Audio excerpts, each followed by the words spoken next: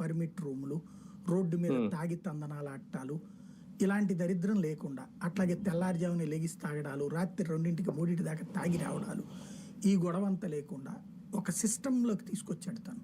పొద్దున 11ంటికి తెరుస్తారు, రాత్రి 9ంటికి 10ంటికి క్లోజ్ చేసేస్తారు. అట్లాగే ఓన్లీ ప్రభుత్వ మద్యం దుకాణాలు ఉంటాయి. అక్కడి నుంచి ఒకవేళ కావాలంటే నువ్వు ఎక్కువ బాటిల్ కూడా తీసుకుపోకూడదు, కేసులు తీసుకెళ్ళడానికి వీల్లేదు, ఒకళ్ళు 2 బాటిల్ 3 బాటిల్ ఇంతకు మించి పట్టుకెళ్ళడానికి వీల్లేదు. ఇలాగ ఒక లాంగ్ సిస్టమ్ పెట్టుకొచ్చాడు. ఇది ఓ రకంగా తటస్థులకి మంచి అంశం. అది ఎందుకు రేట్లు ఎక్కువ పెంచడం ద్వారా మద్య వినియోగం తగ్గించడం కావచ్చు.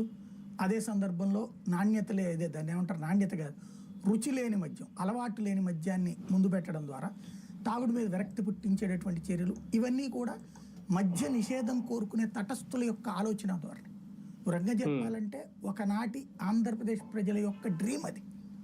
ఏది మద్య నిషేధం ఎందుకు కోరారు? ఆంధ్రలో ఉన్నటువంటి మహిళలు కానీ, ఆ రోజున మేధావులు కానీ, జయప్రకాష్ నారాయణ లాంటి వాళ్ళు కూడా ఉద్యమాలు చేసిన వాళ్ళే కదా. అట్లాంటివన్నీ కూడా అంటే సుబ్బమ్మ, దూబగుంట సుబ్బమ్మ, వావిలాల గోపాలకృష్ణ, వీళ్ళందరూ ఎందుకు చేశారు ఆ రోజున కమ్యూనిస్టుల ఉద్యమాలు? ఇవన్నీ కూడా మద్యం వద్దనే కదా. వాళ్ళ పర్పస్ ఏంటి? ఇదే కదా. ఇప్పుడు అది అందులో దశల వారీగా అమలు బిగించేశాడు ఇతను. అంటే ఆ వర్గం మనసు గెలుచుకున్నాడు.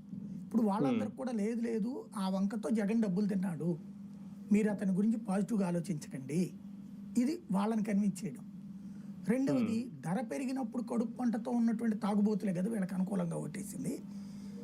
అది ఉట్టి రాజకీయ స్టేట్మెంట్కి ఇస్తే కనుక రేపొద్దున మళ్ళీ ఇప్పుడు వాళ్ళకి వాస్తవంగా జగన్ 100 రూపాయలు ఇంటికి ఇచ్చి